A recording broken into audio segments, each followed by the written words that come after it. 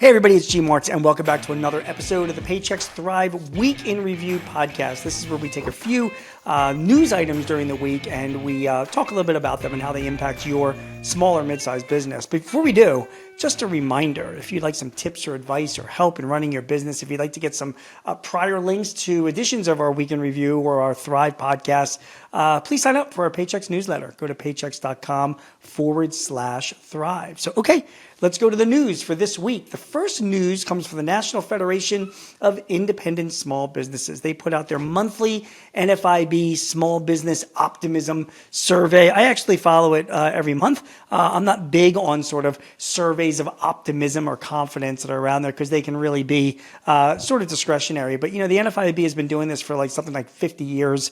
They have a pretty good methodology behind it. So I do put a little bit of weight when I read this survey every month. The results are not good. Small business optimism among the people they surveyed has fallen to their lowest levels since 2012. The headline is that the index fell to something called 88.5 on the scale. Now, anything below 100 is not optimistic. Anything above 100 is optimistic. This was 88.5. It was the lowest level that was recorded since 2012. The latest reading was worse than the forecast, and it was the 27th straight month that the index has been below an average of 98.0, 27 straight months. According to Bill Dunkelberg, who is the NFIB's chief economist, he says small business optimism has reached the lowest level since 2012 as owners continue to manage numerous economic headwinds. Inflation has once again, of course, been reported as the top business problem on Main Street, and the labor market has only eased slightly. So maybe you're seeing the same thing. I mean, I know that, you know, growth is still happening. I know unemployment is still low, but for most of the small business owners that I talk to, they are grappling with much higher costs than just 2 or 3 years ago. Inflation continues to be sticky. The producer price index continues to be sticky as well. It is, we're in a higher cost environment, and of course, finding good people is also an interest as well. All of this is adding up to why the levels of small business confidence are as low as they are. Their optimism is low. Will this turn around sometime this year? We will see, but right now, it's still a challenging environment running a business. And so if you feel that it's challenging running your business, you're certainly not alone. And this survey from the NFIB certainly backs you up in that. The next news is from HRDive.com, and they are reporting on new overtime rules which are going to affect your business and mine.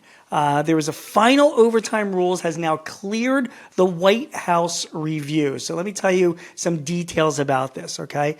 The U.S. Department of Labor's final rule updating the standard by which some workers may be excluded or included from overtime pay has cleared a review by the White House.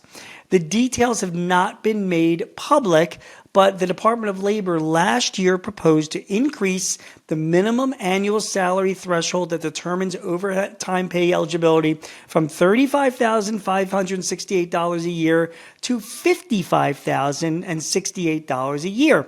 If adopted as proposed, the rule would provide for automatic future updates to the threshold every 3 years. This exemption applies to workers employed as bona fide executives, administrative people, professionals, and outside sales employees, as well as some in computer employees. These people would be exempted from this. But for the most part, if you are classifying people as a salaried worker and they are not supervising anybody, they have certain titles, and there's certain other things about their job, and if they're making more than $35,568 right now, you don't have to pay them overtime. But this new rule, which again has been cleared by the White House, and we'll talk about when it will go effect in a minute, but now that increases it to $55,068, which means that those same employees, again, they're not supervising anybody. They're salaried workers, other things, part of their job that you're going to have to check out. Now, if they're making up to $55,068, you're going to have to pay them overtime for any hour worked over 40 hours in a week. And I got news for you. You can't ignore this. You cannot ignore this because your employees, they've got the internet too. And when this rule does become effective, and we still don't know the time when it will become effective, but I'm expecting sometime this year, most likely during the summer months, it will impact a lot of businesses. So what do you do to prepare yourself? You need to talk to your payroll experts, your HR experts. Maybe it's your labor attorney. Maybe you already use Paychex as your payroll service provider. You need to be talking to your experts, making sure that you look at all the classifications of all your workers, particularly your salaried workers.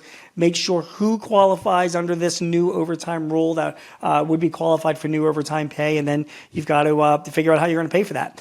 Maybe you turn them into an hourly worker. Maybe you bump up their salary, or maybe you just have strict rules that say you are not allowed to work more than 40 hours a week. But you got to be all over this. The White House has now approved this increase to overtime wages, and it's going to come, and I think it will come sometime this summer.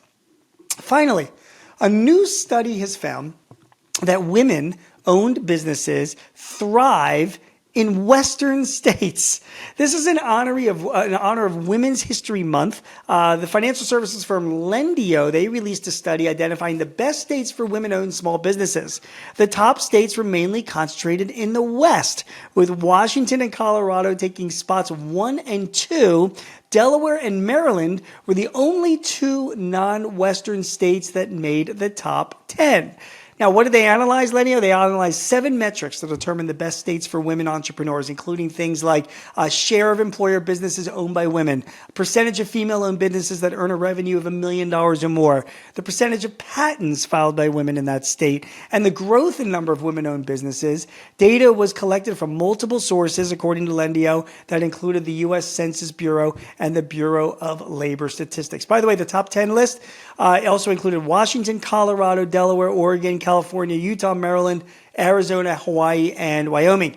These are the states that it is best to be a woman business owner. Brock Blake, who is the CEO of Lendio, here's what he said. He said, women entrepreneurs are key drivers of the U.S. economy, employing 10 million workers and generating $3.9 trillion in revenue.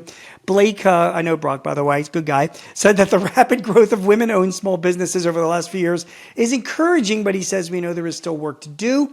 Access to capital is critical for small businesses to survive and grow, but in 2023, women only received 28.4% of the dollars offered in SBA loans. Process improvements and advancements in loan underwriting technology are critical to improving equitable access to capital. So bottom line is, the Western states, 8 out of 10 of them, those are like best for women to run businesses are, and women are clearly significantly growing in business ownership around the country, which is just great. But, you know, as CEO Brock Blake of Lendio says, there's still some challenges to make it more equitable for women to receive capital. But interesting news from Lendio this week. Okay, so in recap, the National Federation of Independent Businesses, not great news. Small business optimism fell to their lowest level since 2012. Also, coming out of Washington, the White House has approved the Department of Labor's new rules regarding overtime pay. We're going to be paying more in overtime. Talk to your HR executive, your HR advisors, Paychex, your HR attorney, your labor attorney. Find out what workers may be classified that are going to require you to pay them more overtime this year, and be prepared. And finally, if you're a woman entrepreneur, go west, young lady. Head to the west where you can open up your own business. It is the best states out west, 8 out of 10 of them for women entrepreneurs, although there is still ways to go to make things more equitable on the financing side for women entrepreneurs. My name is G. Marks, and you have been watching, or maybe just listening to, the Week in Review podcast, a Paychex Thrive podcast. Thanks for joining me again. If you want some tips or advice, want to see some old episodes of our podcast, please sign up for our Paychex newsletter. It's paychex.com/thrive. Thank you for joining me this week. We'll see you again next week. Take care. This podcast is property of Paychex Incorporated 2024. All rights reserved.